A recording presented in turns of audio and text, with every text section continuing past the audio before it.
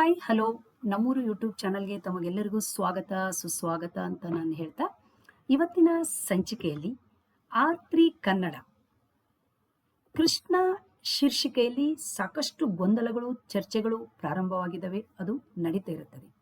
ಅದಕ್ಕಿಂತ ಪೂರ್ವದಲ್ಲಿ ನಾವು ಅದರ ಪುಸ್ತಕದ ಒಳಗಡೆ ಕಂಟೆಂಟ್ ವಿಷಯ ಯಾವ ರೀತಿ ಇದೆ ಅಂತ ನಾವು ತಿಳ್ಕೊಳ್ಬೇಕಾಗುತ್ತದೆ.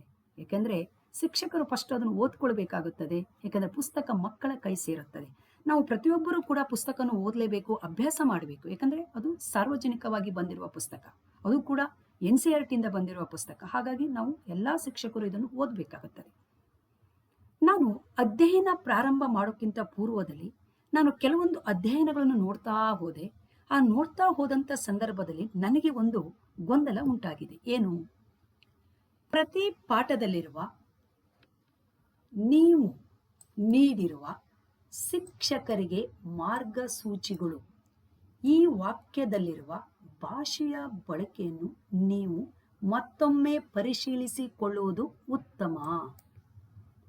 ಯಾಕೆ ಅಂದ್ರೆ ಈ ವಾಕ್ಯ ಪ್ರಭೇದದಲ್ಲಿ ಸಾಕಷ್ಟು ವಾಕ್ಯ ಪ್ರಭೇದಗಳಿದ್ದಾವೆ. ನಾನೇ ನನ್ನ ಯೂಟ್ಯೂಬ್ ಚಾನಲ್ 14 ವಾಕ್ಯ ಪ್ರಭೇದಗಳನ್ನು ಮಾಡಿದ್ದೇನೆ. ಯಾಕಂದ್ರೆ ನಾವೊಂದು ಅಕ್ಷರ ಕಲಿಸಿದ ಮೇಲೆ ಒಂದು ಪದ ರಚನೆ ಮಾಡ್ತೀವಿ. ಒಂದು ಪದ ರಚನೆ ಆದ್ಮೇಲೆ ಒಂದು ವಾಕ್ಯ ರಚನೆಗೆ ಹೋಗ್ತೀವಿ.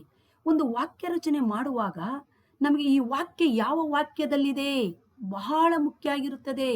ನಾವು ವಾಕ್ಯ ಮಾಡುವಾಗ ಈ ವಾಕ್ಯ ಯಾವ ವಾಕ್ಯಕ್ಕೆ ಸೇರುತ್ತದೆ ಅನ್ನೋದು ಬಹಳ ಮುಖ್ಯವಾಗಿರುತ್ತದೆ. ಹಾಗಾಗಿ ಶಿಕ್ಷಕರಿಗೆ ಮಾರ್ಗಸೂಚಿಯ ವಾಕ್ಯಗಳು ಯಾವ ವಾಕ್ಯದಲ್ಲಿದೆ ಅನ್ನೋದನ್ನು ನಾವು ತಿಳ್ಕೊಳ್ಬೇಕಲ್ಲ. ಯಾಕಂದ್ರೆ ನಾವು ಫಸ್ಟ್ ಅದನ್ನು ಓದ್ತೀವಲ್ಲ. ಹಾಗಾಗಿ ಇಲ್ಲಿ ನಿಮ್ಮದೇ ಪುಸ್ತಕ, ಈ ಕೃಷ್ಣ ಪುಸ್ತಕ ಇದೆಯಲ್ಲ, ಈ ಕೃಷ್ಣ ಪುಸ್ತಕದಲ್ಲಿರುವ ಪೇಜ್ ಘಟಕ 2 ಪೇಜ್ ನಂಬರ್ 29, ಘಟಕ 2 ಪೇಜ್ ನಂಬರ್ 29 ಶಿಕ್ಷಕರಿಗೆ ಮಾರ್ಗಸೂಚಿಗಳು. ಇವು ಯಾವ ವಾಕ್ಯದಲ್ಲಿದ್ದಾವೆ ನಾವು ಅದನ್ನ ತಿಳಿದುಕೊಳ್ಳಲೇಬೇಕಾಗುತ್ತದೆ. ಯಾಕಂದ್ರೆ ಪ್ರತಿ ಪಾಠದಲ್ಲಿ ಇದಾವೆ ಅವು. ಯಾಕಂದ್ರೆ ಅದು ಇರಬೇಕಾಗುತ್ತದೆ, ಅದು ನಿಯಮ.